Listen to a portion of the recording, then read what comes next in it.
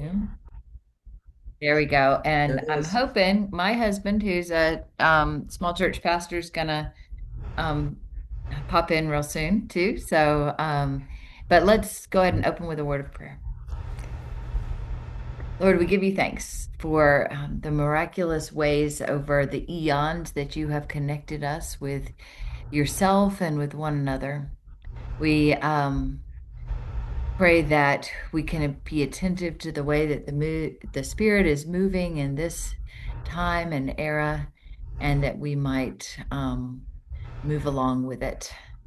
So, Lord, bless this time that we have together. May it be fruitful for our churches and for your kingdom.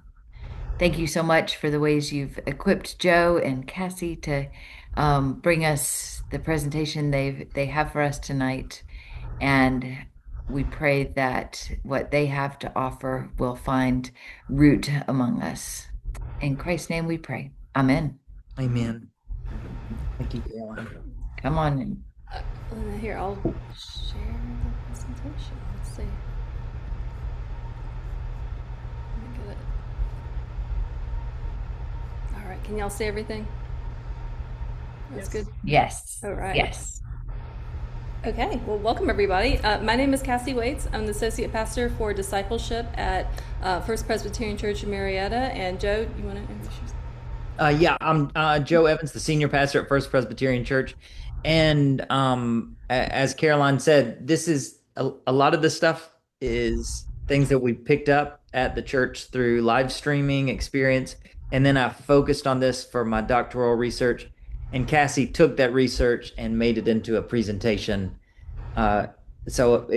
We've been honored to share this presentation a few times.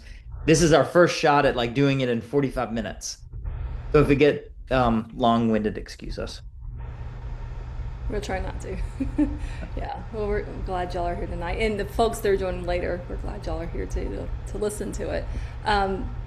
In short, I guess we all know, like, we're living in a digital age. We're connected 24 hours a day, 7 days a week. We've never been more connected, and we can we can do all kinds of things through the internet. So we hold meetings, we catch up with friends, we pay our bills, we sign contracts, we conduct business, we do all sorts of parts of our lives online. But not only does that happen, we also know that we share things online. And if you're in a church like our church, when I joined our church, I had to be on Facebook because that's how we find out about what's going on with people's lives, right? People share their joys, their fears, their prayer requests. People support each other online, which is what I think GoFundMe has turned into. It's like a way that people do love offerings now. We grieve online. I went to a funeral last year of a younger, like a 30-year-old man who and his friend group was spread across the country, and I saw their grief unfold over Facebook because people were posting their thoughts, their memories, their photos, their condolences there. So it just kind of reiterated this idea that we are always online and we're using the internet for all sorts of things. And as churches, maybe we could be more intentional about how we're using it, or how we're how our presence looks when we're online, like what we're doing when we connect to people online. So, of the folks in this room, how many of y'all live stream at your church? Do we have we got Terry and Scott? Not yet. No live video. Okay. How many of y'all have a Facebook page? Does everyone have a Facebook page for your church? Most people, yeah. You have a website. Some churches do. Some churches, yeah. What about, do you do online giving? Are there any options to give online? Or do y'all, oh look, everybody's got online. See, yeah, Yes. churches go with online giving. So interesting. I'm going to show y'all some of the stats from this is about the last 2 years. And I can't see them. Okay, so live streaming, and this is over about 1,300 churches of all different sizes, this data. Live streaming is pretty popular, and that can look like anything. That could look like a cell phone that's just recording the service. That's how I've seen small churches do it sometimes. Any kind of recording that's going out for people to just out in a public YouTube, whatever, is live streaming. Facebook, a huge majority of churches have some kind of Facebook site. Website is actually less popular than Facebook. I thought that was interesting. A lot of, Facebook's free. The website's a little bit lower, and then online giving. This data is a few years old. I think the online giving has edged up too. So almost across all of these different platforms, the use by churches has gone up. And if they've gone up, then the question we might ask is, does that really matter? I mean, churches are about people. Do we really want churches to be worrying about their online presence? Do we want to spend time making sure the Facebook page is updated? Are churches even called to be online, or like, is that something we should be thinking about? Would Jesus have been on Facebook? I don't know. He did care a lot about people, and being with people in today's society means, in a lot of ways, being online or being available online. And I definitely think, even if Jesus might not have figured out the Facebook thing, I feel like Paul would have, the Apostle Paul. So we can sort of look at what the Apostle Paul did. In his day, they could have asked everybody to come to Jerusalem to be in the church. Like, you have to be in Jerusalem, you can't be part of the church. But they didn't, and there were lots of reasons, and there was persecution, and people fled Jerusalem. So what did the Apostle Paul do? He traveled to where the people were. So he traveled and traveled and traveled and traveled all around, visiting city after city to build up and nurture and encourage the churches there. And I kind of wonder, thinking about all the travels that he did and the network that he built, made the church stronger because of it. And today we don't even have to get on a boat. The left side is Paul's journeys. The right side is actually our little church. We're in Marietta, Georgia. It's a suburb of Atlanta, and we're on it's like a small town with a square, and all the kids go to the same high school, like in that area. And so it's really interesting to me that our church service goes this far out across the world. We've got people that join in all these different countries. Some of them we know who they are, and some of them we don't. But just having it available online has generated so many folks have been able to join us in that way. So we don't have to get on a boat like Paul did. We can reach people, and we can reach them on our phone. You don't even have to have a laptop to do it. And so I always think Paul would be jealous if he knew what we could do with the internet today. So whether or not we know it, our churches are all part of a network, and I think our task as pastors, as church leaders, is to honor that network has power to nurture faith. And so I'm going to pass it to Joe. He's going to share a little bit more about the ways our church has been putting that idea into action, and kind of some of the other data and the theory behind why that network is so powerful. Thank you, Cassie. So the term that we're using here is network religion or network theology. So that term just encompasses it's the study of what happens to the church when the church begins to use the internet. And I like that word networked because it emphasizes the connections that begin to happen. Some of the best scholarship done on the subject is done by Heidi Campbell. That the book that's on your screen, Network Theology, is a book that I would recommend. It's all about this network that develops between a place of worship that can develop between other places of worship, people's homes. If you look at that cover art, you see that it's really the internet becomes the web or the connective tissue that is building a network of connection in several different contexts. Other suggested reading is this book that's on the left, The Digital Cathedral by Keith Anderson. That book is a little bit more about what some megachurches are doing, using the internet to put a pastor in multiple different locations and what that can mean for the church. We also suggest this Vivek Murthy book.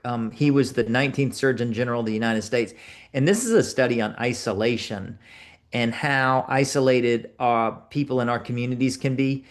Could we possibly leverage the relationships that the internet makes possible to really do something about isolation in our communities?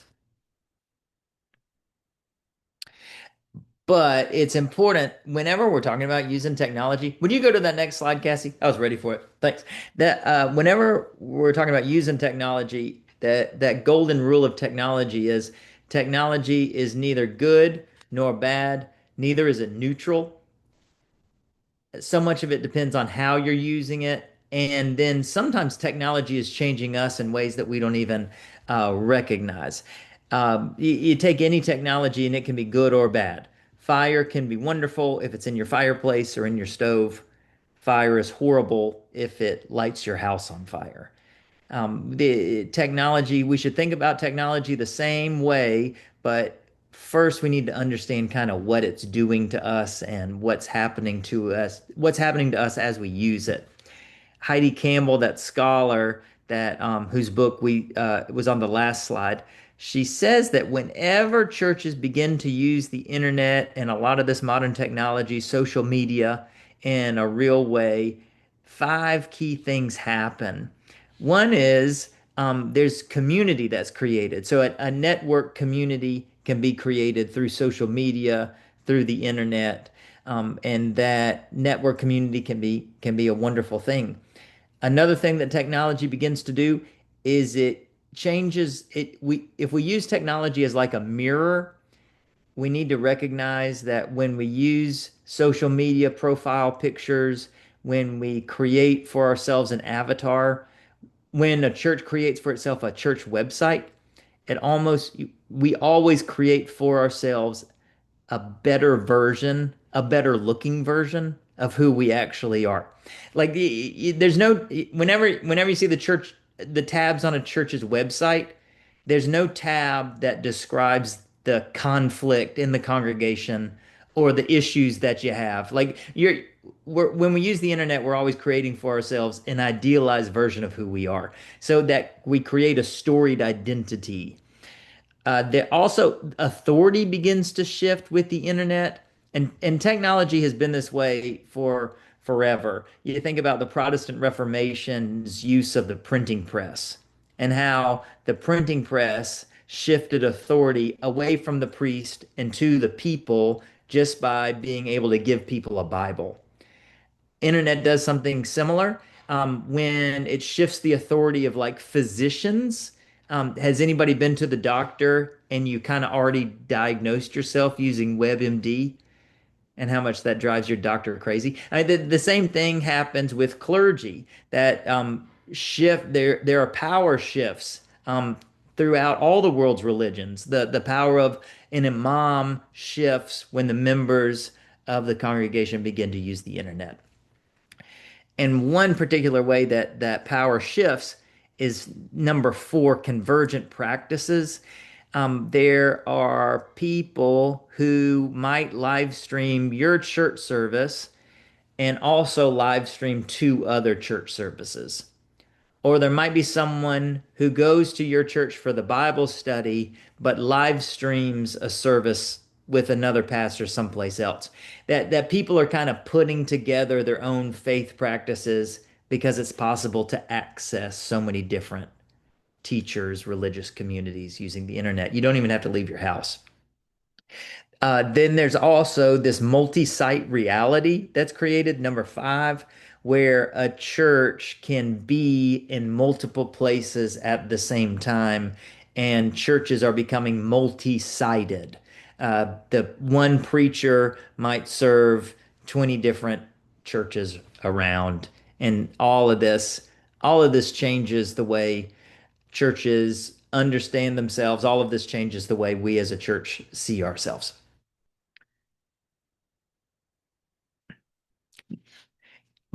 But what Heidi Campbell's going to do in her book is talk about how this network religion can create an internet network, a web of relationships. But what Cassie and I want to say is that just because the relationships are created online doesn't mean that they ever stay online or that they have to stay online. When Taylor Swift went on tour, an in-person tour, she broke Ticketmaster because even if people listen to music online, just using YouTube or digital music, they still want to see Taylor Swift in person. So the networked relationships that the internet can create don't necessarily stay online. They can also become in person.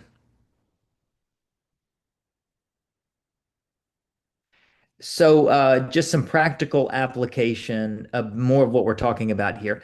The picture on the left is a picture of some members of a retirement community who are live streaming the service at First Presbyterian Church together. So can you see the screen there? And folks are sitting there and this is I think this is a really beautiful picture because none of them they all have the technology power to just live stream the service in their room isolated, but instead they chose to take over this social room and they're live streaming this church service together in this retirement community called Sterling Estates. The picture on the right is a picture of a woman. At some point during the pandemic, if you were over 90, we started to sing happy birthday to you during the announcements. Y'all probably do that too. Like if somebody's over 90, we sing you happy birthday. But this woman wasn't able to attend. Oh, Carolina, I see your picture, your question. I'll answer in just a second. The picture on the right, that the woman who's looking at the screen there, we are singing her happy birthday in the sanctuary of First Presbyterian Church, and she's watching us sing her happy birthday. But what happened when we started to talk about this, how we would sing people happy birthday and they could listen to us sing them happy birthday online. Well, a member of the choir says, "Well, wouldn't it be better if we just went to them and sang them happy birthday in person?" So little by little, members of the choir kind of mobilized and began to go to senior citizen, older members of the congregation to sing them happy birthday in person. Then, when they heard about these groups like at Sterling Estates who are live streaming the service together, they thought it might be fun to also provide a Christmas concert at Sterling Estates or to bring home communion to the members of Sterling Estates. And just over the course of a few years, we went from bringing home communion to like just a handful of people a year to serving communion to at least 24 people every month. Just because the internet, what started with the internet, what started with live streaming or people or this woman watching us sing her happy birthday on a laptop, it became in person. The musicians in our congregation mobilized and went to go see these people. Caroline, you asked a practical question. They are looking at bulletins because one member of that community comes to the church and picks up bulletins for everybody. They have hymnals too. So it really becomes an interactive live stream. But I want to emphasize it started with live stream, and then the members of the choir went to them. The members of the choir left the church and went to go see the people at Sterling Estates in person. So now the choir does they tour retirement communities and they go around to all these different places. And it's super cool. Cassie, will you go to the next one? Thanks. So we also began during the pandemic through a chance encounter with the chaplain, not the chaplain, the chief deputy Rhonda Anderson, who runs the Cobb County Jail. She agreed to let our church live stream into the Cobb County Jail. I ran into the sheriff at an event. He set me up to meet with Chief Deputy Rhonda Anderson. She said, we can't let preachers come into the jail. We would love to live stream your service into the Cobb County Jail. So the congregation was super excited about us doing that. But quickly, people said, it's not enough just to live stream into the jail. I wonder what else we can do. Could we go there? And y'all can imagine how much red tape it is to get into the jail. You may know that from personal experience trying to go visit somebody. It's not easy to get into the building. I mean, there's an easy way to get in, but we didn't want to go that route. Other than being arrested, it's not easy to get in there. Well, one guy, Jeff Knapp, who cooks at the church all the time, he says, well, why don't we cook for the jail staff? and maybe that will kind of help lubricate the relationship. So on the 4th of July, we had a cookout at the Cobb County Jail just for the staff who had to work that day. They loved that so much that they asked us to come back and cook for them on Thanksgiving. On Thanksgiving, the jail staff invited their families to come eat. So these families were able to eat together on Thanksgiving Day. And by then, the jail staff becomes an advocate for our church and helped us get more involved. They kind of opened the door. This guy, Jeff, who always felt a calling to ministry on his life, retired from his job and feels called to just be super active in the jail. Through a tour of the jail, he sees that the jail library doesn't actually have any books in it. So he comes back to the church and he says, "Y'all, the jail library doesn't have any books." Well, all the book clubs in the church begin to do a book drive. Two retired librarians in the congregation who were the church librarians, they become the jail librarians. And now, rather than helping to check out 2 or 3 books a year, they're helping to get like hundreds of books every month, every week. The volume is wild. I But think it's we're now in 500 a year, or no, something like that. Maybe it's 100 a month. Maybe it's more than that. 100 of them, something like that. That's a It's a lot. bunch of books. 100 a month. That's a lot. Um, and then one day the librarians, who are now the jail librarians, are leaving the Cobb County Jail, and they see a man who's just been released from jail. And y'all probably know this, that when you get released from jail, they just give you the clothes that you were arrested in. So it's February. He was arrested in June. They give him shorts and a t-shirt. He's walking out of the jail in shorts and a t-shirt and flip-flops. It's freezing cold, and the jail librarians say, "Well, now we need to do a clothes drive because we can't let this happen." So the congregation next does a clothes drive. But our point here is, what got our church members involved at the jail? Like, how did it start? It started with the live stream, but that networked relationship became an in-person relationship over time. Would you go to the next slide, Cassie?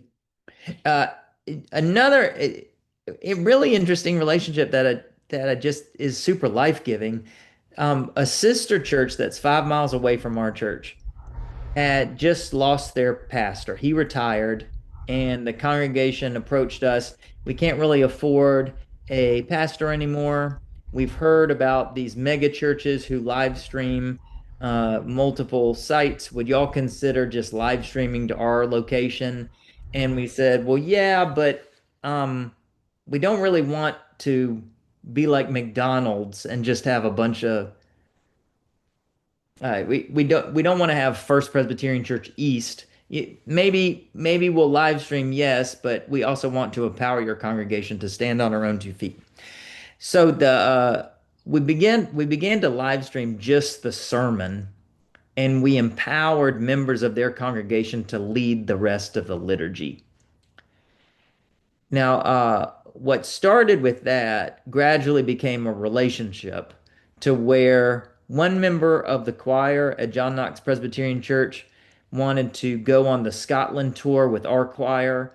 Members of Presbyterian women have gone kind of back and forth. John Knox has a big pumpkin sale, and a bunch of our church members went over there.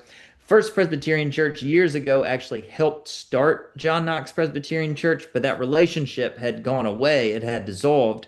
It was recreated. It's been recreated recently, and it started with just live streaming the sermon. Something also wonderful that I think about is that John Knox has about 30 members. Since they began live streaming, they have grown to 36. And the reason I think that happened is because the congregation stopped hoping for a pastor and just began to do ministry themselves. Thanks. My favorite example. So the picture on the left is a picture of Rachel, who Sorry. is a The picture on the left is a picture of Hannah's baptism. Hannah's the little girl in the white dress. Her mom, oh, excuse me, Harriet's the little girl in the white dress. Her mom, Hannah, is also in white, standing right behind her. Her grandmother, Tula, is to the left, and then Rachel is to the left of Tula. Rachel lives in Gwinnett County and would drive over to our church a couple Sundays a month. She started live streaming with us during the pandemic. She really fell in love with the church, and so she drove from, it's like an hour drive to get from Gwinnett County to Marietta. Well, Rachel is friends with Tula, and Rachel encouraged Tula to live stream the church service from First Presbyterian Church of Marietta. Tula did. Tula lives in London, England. So Tula's live streaming our church service in London, England, and she then invites her daughter to live stream it too. Then her granddaughter Harriet started live streaming our service, and one day Harriet sees either me or Cassie baptize a little baby, and Harriet says to her mom and her grandmother, "Have I been baptized?" And they said, "No, you haven't. I guess that means we're flying to Marietta." So this is the picture of the day Tula, Hannah, and Harriet flew to Marietta, Georgia, so that Harriet could be baptized in the sanctuary of First Presbyterian Church. Now, the question that we always ask the congregation, that the congregation is always asked as the baptism, is, will we promise through prayer and example to support and encourage this child to be faithful in Christian discipleship? How is the congregation going to fulfill that promise if Harriet lives in London, England? Well, it hasn't been a precise science, but gradually we have been continuing to support Harriet as she grows into her faith as a disciple of Jesus Christ. One Sunday we gave all the second graders Bibles, and one of the women who work with our children said, "Well, we need to send Harriet a Bible as well. She's in second grade." This video is of Harriet opening up her Bible that was given to all the second graders.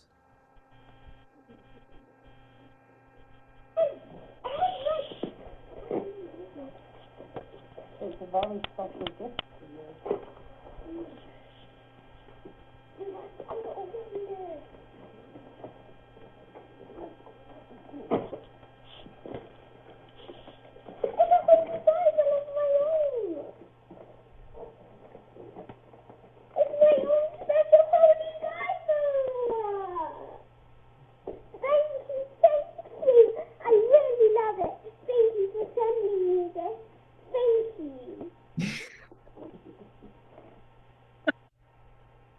Oh man. Chris Denny, that is the best unboxing video ever. Isn't that wonderful? Golly, I just love this moment so much. But the point here is like these online relationships, these streaming relationships, the network that the internet can create, it doesn't have to stay online. It can become real. It can become in person. All right. Okay, and before we go, sorry y'all, I can't see y'all's faces and the presentation at the same time. I'm trying to figure out how to do. I can't figure out how to do both. So y'all shout out if you have a question as we go through this. Unless I can figure this out while we're working. Okay. One thing to add, Joe, you were mentioning that the church, recognizing that people were joining online, started to be more mindful of those folks that were part of that in our network, and who were kind of also part of the ministries really of the churches we were doing, and things in those connections started to spill over into in-person relationships. We also saw similar things, and y'all may have known this from COVID, you may have experienced it, where we had in-person relationships at the church, and we had people that then needed to join us remotely for things. So the one example that we didn't share was kind of in the reverse of that, is that we did have, we've had folks in Sunday school classes who have had to take a step back from who were teaching, or just, involved there, and had to take a step back to care for a spouse, or for their own health reasons or whatever. And we've had Sunday school classes say, well, we still want Carol to teach, so let's figure out how we can have her teach through Zoom. So we've seen the internet help connect folks in both directions. So both in making our congregation mindful of who's out there, but also allowing us to take those in-person relationships and continue to make them strong, even when folks had to take a step back or be away. Oh, here we are. I can add y'all's faces now. So yes, I can see y'all now. If y'all have questions or anything in the chat, I can see it.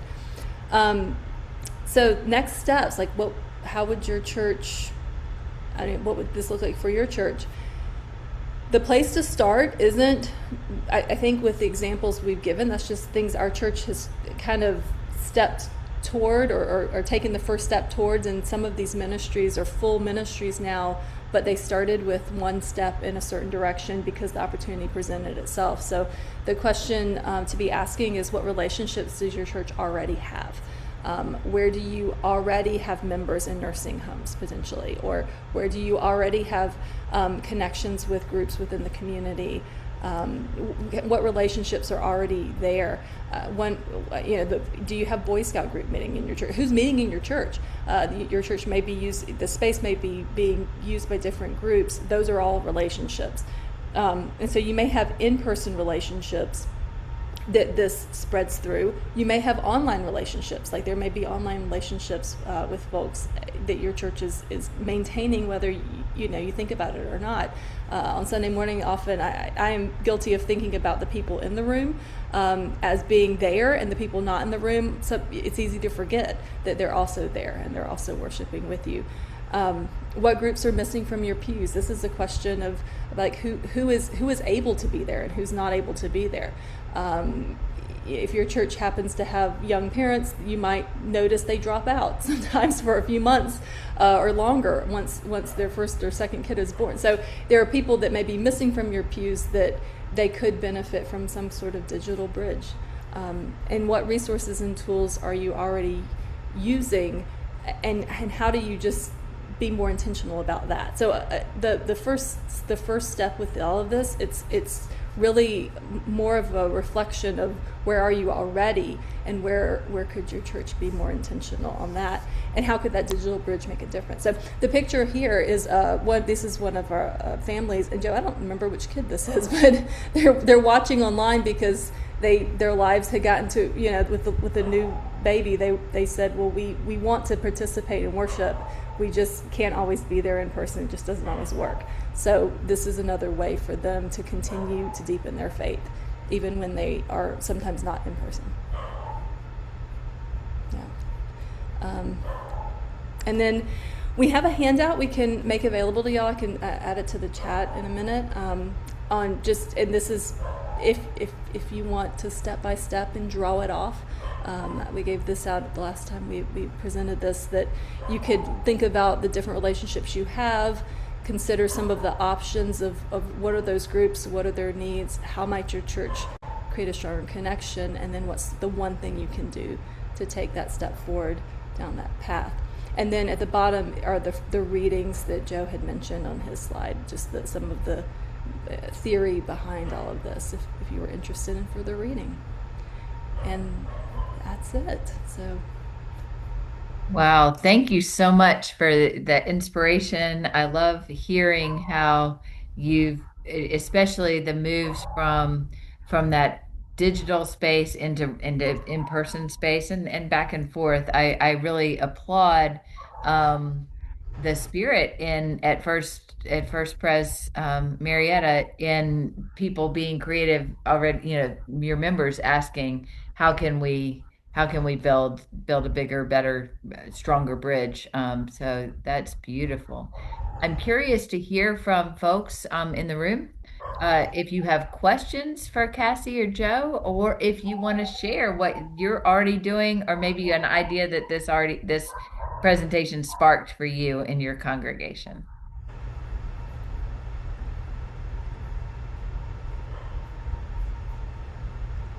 Hello, my name's Irene Wong. I'm at Calhoun First Presbyterian Church. Thank you for this presentation. It's been really helpful. We're a small church. We don't currently have a live stream, and I'd like to get one at our church. And I'm looking for some technical support to do it. And I have been getting some quotes to set up a live stream, and I'm finding that purchasing the cameras and the microphones and the equipment to do all that is a cost. And so I'm wondering, how much should we spend on a live stream for a small church? And just practically, how can we get a live stream set up when we don't have one?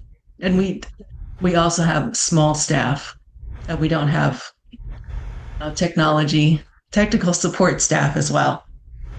Irene, can I ask you what presbytery are you in? We're in Cherokee.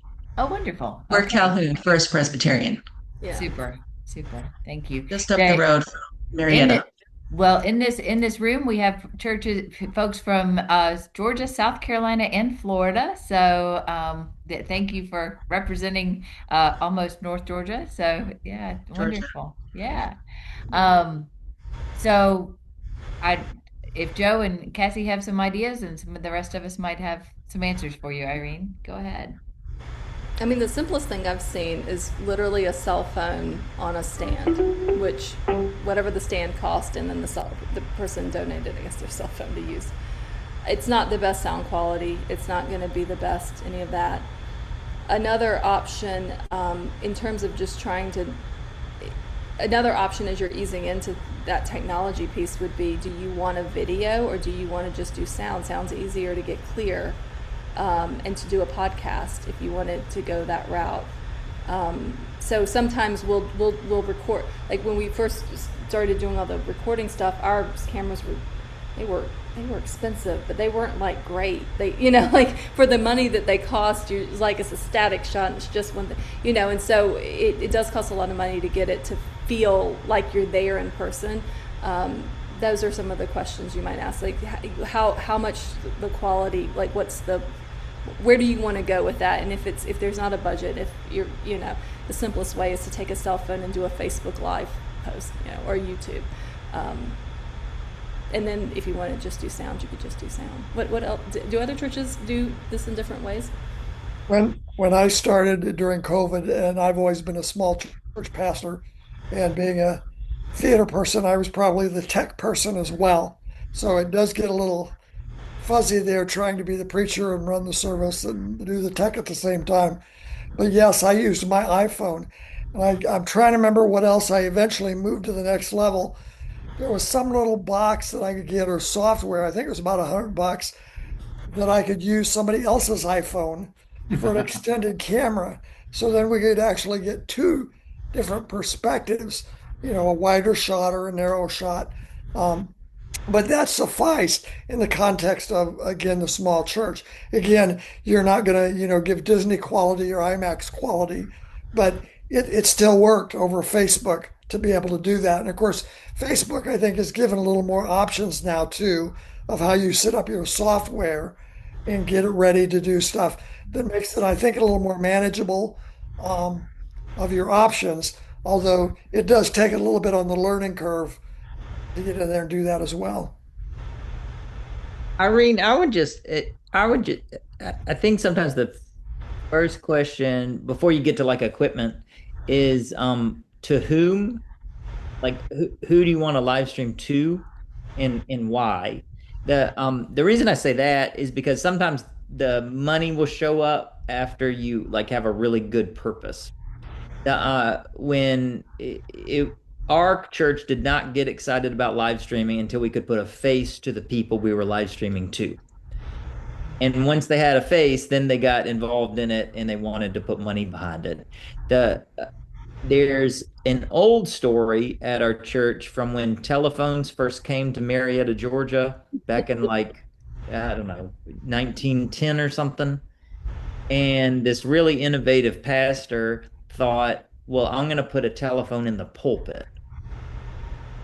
And what he would do is he just, as he started the sermon, he took the receiver off the handle thing, and whoever was on the party line, y'all know what party lines are? Yep. whoever was on the party line could listen in to the sermon on Sunday. And this is like 1910. Well, I just heard about this today that there were 45 widows in the congregation who couldn't leave the house in 1910. And that was who were on the party line, who were listening in. And one member of the church heard about the widows, the 45 widows who were worshiping at First Pres because of the phone line, and he agreed to pay for the whole thing. Like the passion comes from who you're live streaming to. Don't worry so much about the quality, but like why? Why do you need this thing? Who's not able to get to your church in person? Where are the members of your church stuck? And if they're in a retirement community and they don't have access to a worship service, then that becomes a purpose, that becomes a reason. Find a way to connect to them. What technology can they use, and how can you get the worship service to them? So one of the things that we've been trying to grow into it at my church is reminding people who are in the sanctuary to, kind of during passing of the peace, wave at the folks who are at home, try to create some connectivity that way. And unfortunately, of course, we can't see them when we're in church to see who's out there that we're waving to. But we're trying to do that. I really liked the happy birthday singing, so kind of that conscientious. And I did have a shout out from one of my people who happened to be online and in the sanctuary, who told me during church just this past Sunday, so and so's what, I had mentioned them, and they said, oh, they're with us online. So it was nice to know, just to kind of be aware, who's out there. But the other thing, again, small church, finding the right volunteers. I had a volunteer who loved to be online, was in the church, would be online and interact with the people who are online. And that person can't do that anymore. So, and I don't have the next right person. And I'm trying to create some interaction within the people who are at home, to pass the peace on Facebook or whatever. So I'm curious if folks have ideas about those things. How do we make the congregation mindful of the people at home? How can we kind of know they're there? Yeah. Caroline, have they gotten excited about anybody? You mentioned the woman, the birthday. Did that energize the congregation to hear that she was worshiping with you? So actually, it wasn't. I was applauding your birthday singing. I was. Our Oh, person was somebody who moved away 2 weeks ago, yeah. and they've had some needs since then, and so we were lifting those up, and so they said, "Oh, by the way, they happen to be here," so we were still able to be connected, and yeah, there was energy around that person. We have a man who's been worshiping with us from Zambia since 2020. And so everybody's been pretty excited about Akabana, and he always lets us know he's there. So, yeah.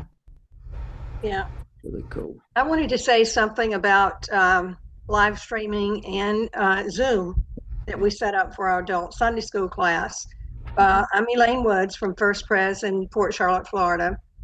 And we sold our church about 3 years ago. We had 1,250 members in our church, and we had about 100 in attendance. So needless to say, we could not support our large church any longer. So we sold our church and we lease space now for 150 people, which has worked out great. But we haven't been able to set up live stream again. When we did live stream, we used an iPad and recorded it and then posted it on YouTube and Facebook. And it worked out great. Took us about 3 hours to get it done after the worship service, but it's amazing how many people actually watched it at that time. But one way we are using digital access to our church is we set up Zoom for our adult Sunday school classes. And it's amazing how many people are so excited about coming to that class. Even people that go to a different church for their worship service, they come to adult Sunday school class, or they see it via Zoom. And we've reached people via Zoom that now come in person. So it has been very, very successful for us. That's wonderful. Elaine, what time do you do that? What time is your Sunday school? 8 o'clock in the morning, because our worship service is at 9. Okay. Yeah. We don't currently have any youth in our church. We did before COVID, but when we shut down for a very short while, the youth did not return, unfortunately. Occasionally, we may have 2 or 3 people, but we honestly don't have a youth program.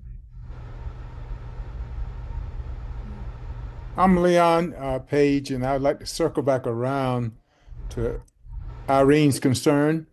Um, I'm pastor at Oak Grove Presbyterian Church, Prosperity, South Carolina. We celebrated 150 years last September. Amazing. About 7 years ago, when we really wanted to come online and all of that, we did find out about a grant from General Assembly and applied for that grant and got enough money to get all the equipment we needed.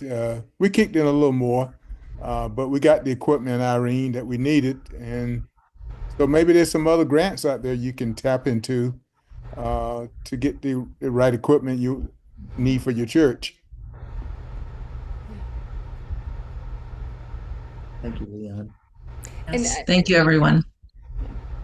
I was gonna thinking about this. I didn't say this earlier, but Irene and anyone else thinking about it, if you're the solo pastor, it would probably be great if you had a volunteer or a few that were dedicated to making that happen. Like because that is a job in itself, and it's a ministry in itself, to be keeping up with those recordings every week and making sure that they're happening. I think that's a lot to put on a pastor as well as leading worship.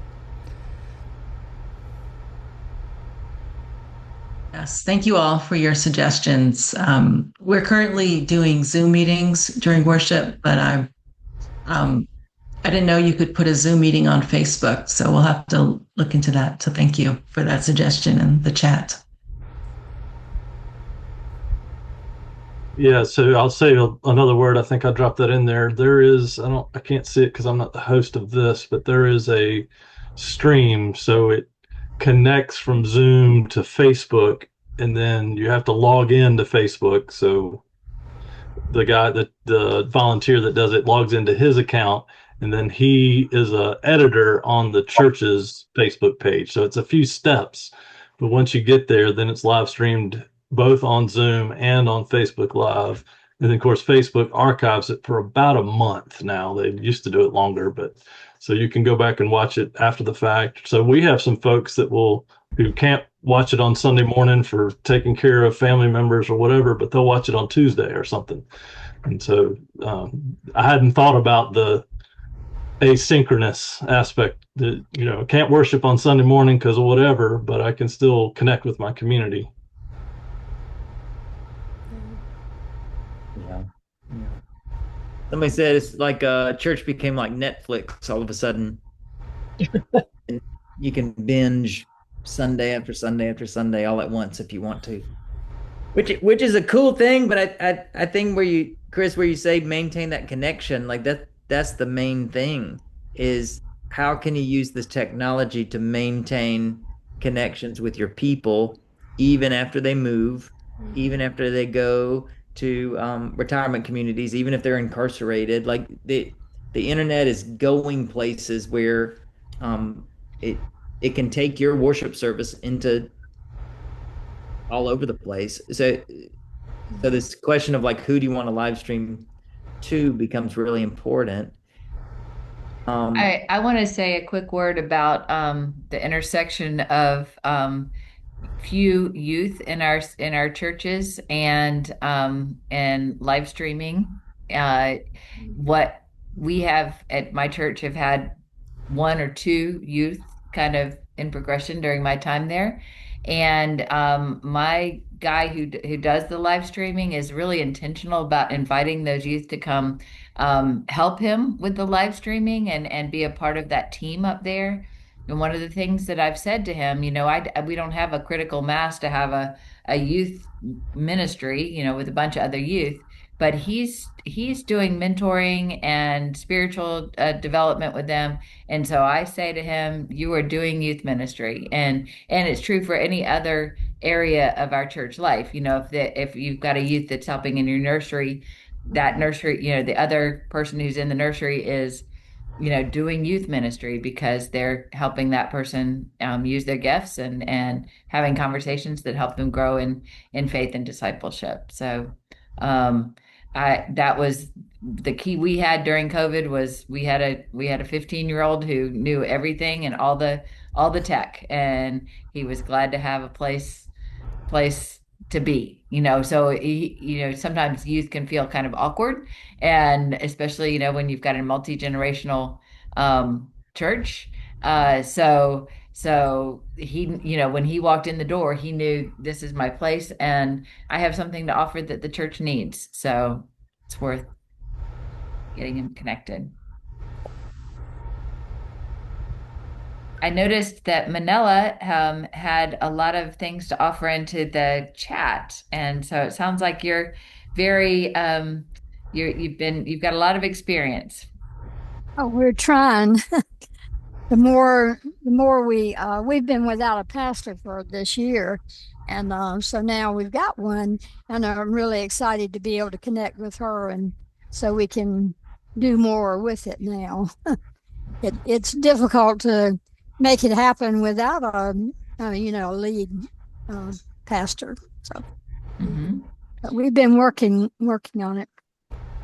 And you're in Anderson, South Carolina, is that right? That's correct. North Anderson. Yes.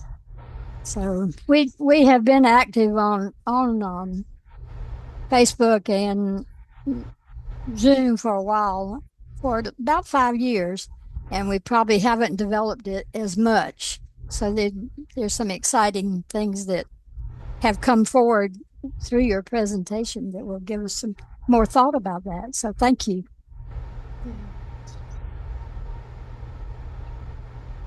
I like to tell an interesting story. And the second or third time when I started in COVID, I noticed people coming onto the screen were out of my background from college and different countries and different churches.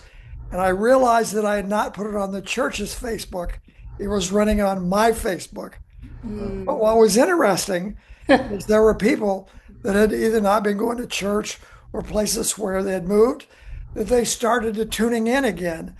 And I've always thought that everybody that has Facebook in the church, has a whole nother level of networking too. And there may be something, again, of being able to tap into that, where people can say, hey, if you're not going to church, this is where I go, and then it kind of spreads that out.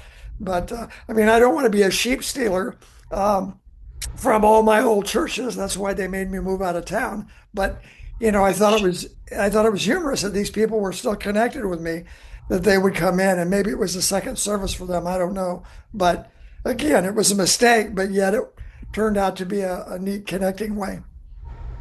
Well, and if say it's on Facebook, and so whatever you're putting it onto, people can share it. Yes.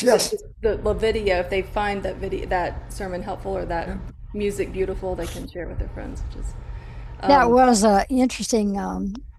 Sunday was the first Sunday for the new minister, and she, a couple that brother and sister came up and talked to her, and they had not been to our church before, and they said that they had come because they saw what was happening on social media. So it was just an example of the fact that it does reach, and it reaches younger folks too. So thank you. Manila, if I want to just add one thing, I know we're getting close to time. Two things to think about on this. Your church, people that visit our church, at least now, we notice they have already visited our church online. Like they already experienced our church somehow through social media of some sort, or they've looked at the YouTube and they've seen a sermon or a service or whatever. So that's true. So thinking about your online presence is almost like keeping up the front, driveway and the flowers. It's kind of like, what are people encountering before they even walk in the door? And then the second thing I wanted to share with y'all that we didn't is that this Sunday we are welcoming our first online new member. This lady has been joining, it's like 6-7 years. She's been joining online a lot, and she always writes that she's with us, and she's always there on Sunday. But she joins us online from Chicago, so she's not going to come down. She's not able to travel, but she wants to join online. Now our session has to figure out, how do we disciple someone who is that far away? But the reality is, why? I mean, there is water. Why can't I be baptized? I mean, it's kind of this. If you've got somebody who is growing with your congregation, how do you disciple them from afar? We have to figure that out, and that's a challenge. But things like that could happen. So I don't know if that's an inspiration or a challenge to throw out to y'all, but I thought it's pretty exciting. Well, you guys, you have sparked some ideas and lots of conversation, lots of affirmation for things that are already happening in these places. And so I'm grateful for your time. If anybody missed this tonight, it will be on the Synod webpage. So you'll get an email that says it's up there, so you can pass that along for other folks who might be interested. Also, I would recommend that you go to the Synod page. There is a tab, not for conflict, as Joe was telling us earlier. There is a tab for grants. So check and see. One of I noticed that today when I was on there that those grants are due October 1st. So if that's helpful to you. We are Small and Mighty Church, and we gather. We are that digital network even through us, because we used to have an in-person gathering down in the coast of Georgia, and we have not done that for a while, but we're able to connect with a whole lot more churches across the Synod by doing this monthly Zoom. So I hope y'all will keep an eye out for what's up next in September, and we'll be back here. So